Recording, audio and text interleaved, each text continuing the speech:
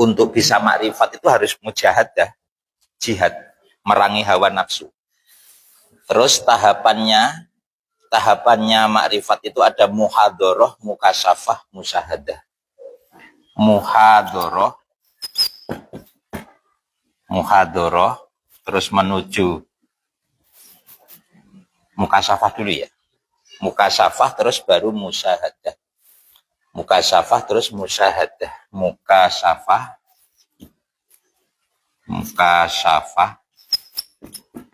Terus tahapan selanjutnya adalah musyahadah.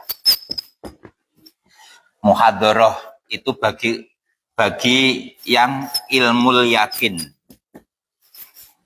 Jadi keyakinannya masih sebatas ilmu. Terus yang mukasyafah itu yang sudah ainul yakin. Wal mukasyafah li ahlil ain, wal musyahadah li ahlil haq. Jadi ainul yakin. Ainul yakin.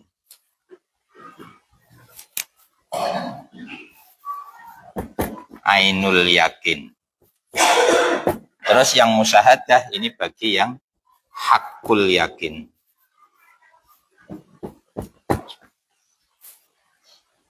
Ya, semua ini diperoleh dengan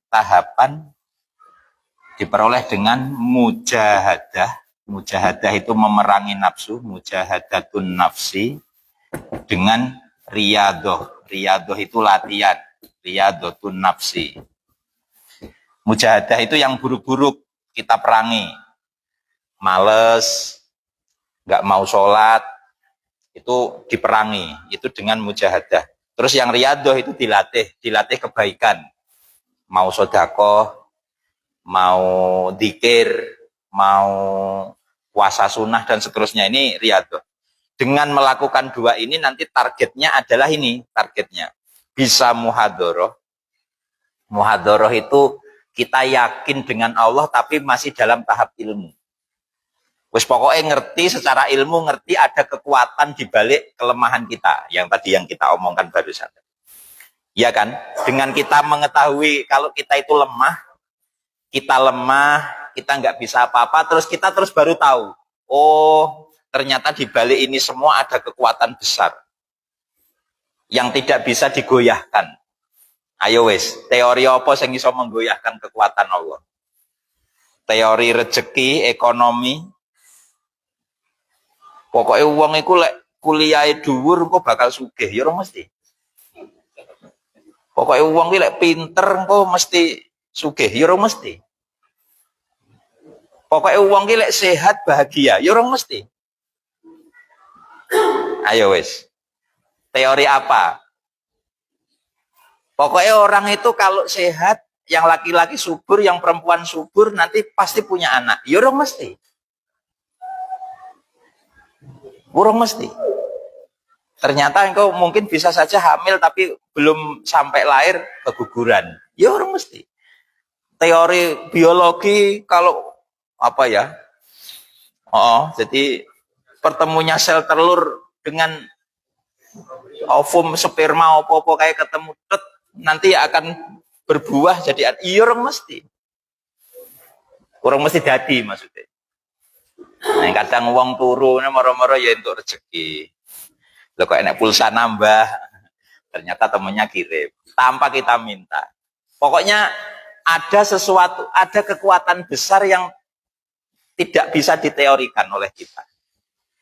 Nah ini, kalau itu masih tahapan ilmu, masih tahapan pokoknya tertahu kalau ada kekuatan besar, yaitu berarti tahapan muhadharah.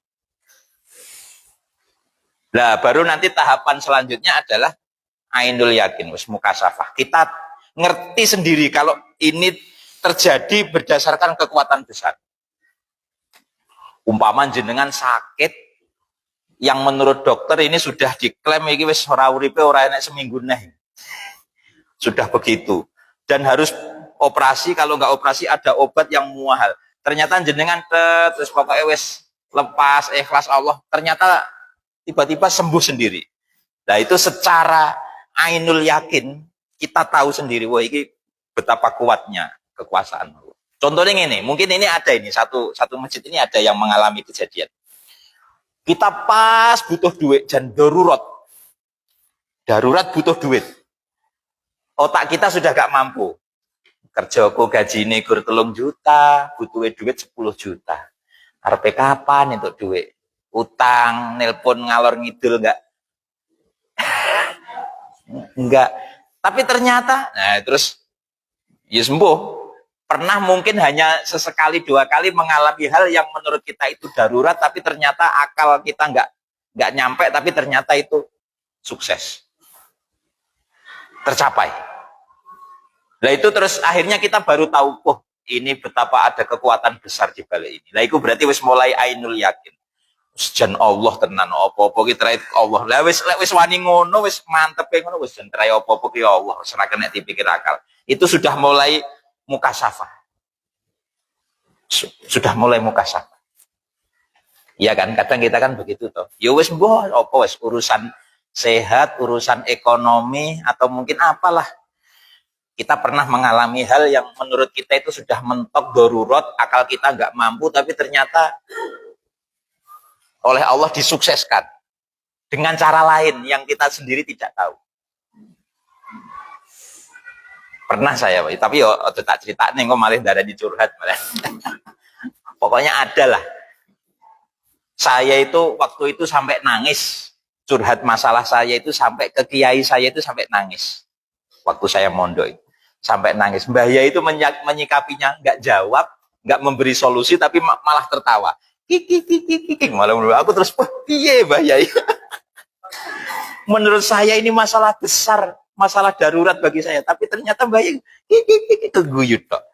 Loh, kok enaman menyikapi masalah sebesar ini? Menurut saya besar. Tapi ternyata benar.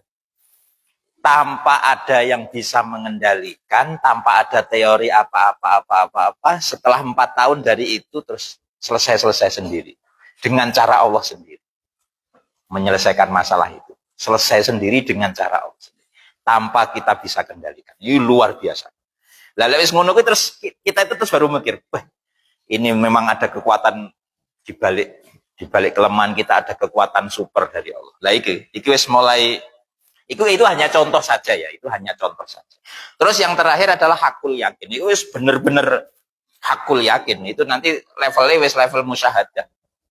Kita benar-benar menyaksikan kalau terus Allah tenan. Waduh, ya wakeh lah. Pemane contoh. Mau naik pesawat, secara akal semua pasti mati ini kan. Dang jatuh.